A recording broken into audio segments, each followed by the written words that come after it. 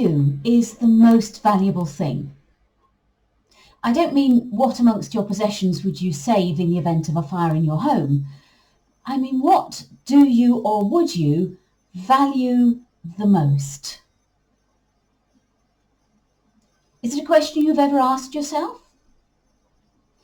When we're younger, when we're less mature, we sometimes think that things and money would be what we need the most. It will be the answer to all of our problems. If only I had more money.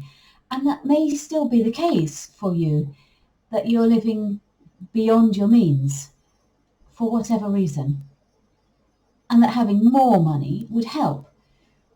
But in our heart of hearts, most of us know, as we grow and mature, that more money and more stuff isn't what we really need. And the advertisers have grown wise to this.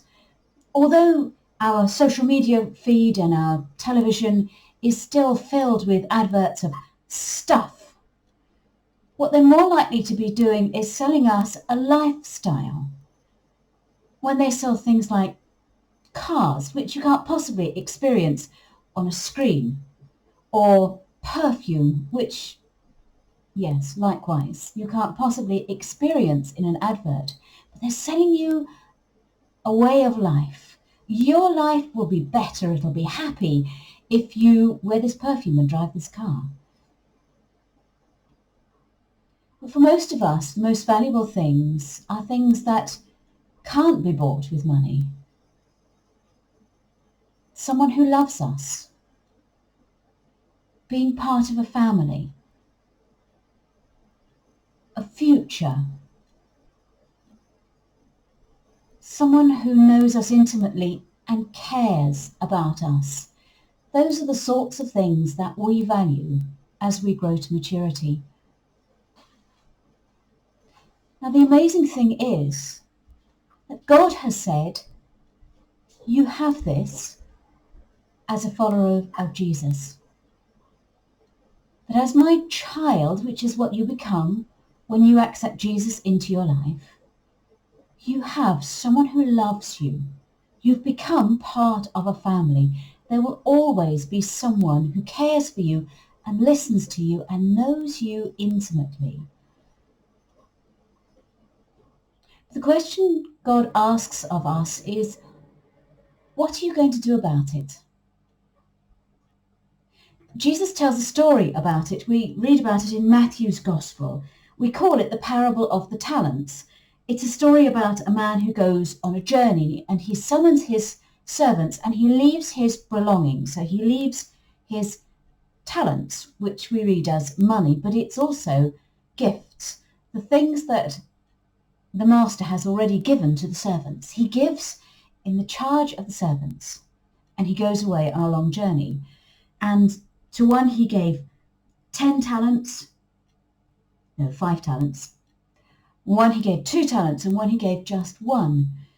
And then after a long time he comes back and asks them what they've done with those talents.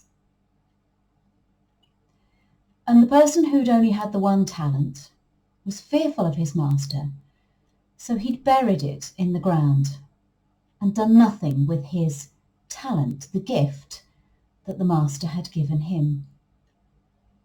And the master calls him a wicked servant and takes away what he has. God has given us the gift of being part of his family, of having a loving father, of having a future, not just now in this life, but beyond, of always having a companion to journey with us and someone who will always listen to us. And he requires us to do something with that. Too many of us take those gifts, those most precious things in the world, and we say, thank you very much, and we hold on to them. Isn't it wonderful? I've got this.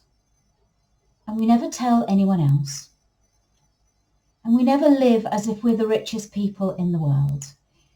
And we never encourage our friends and our families and those we need to also be part of the generosity of God. I'm going to challenge you today to live as someone who's been given everything, the most valuable thing in the world or out of it, the most precious gift, and to do something with that. Keep safe.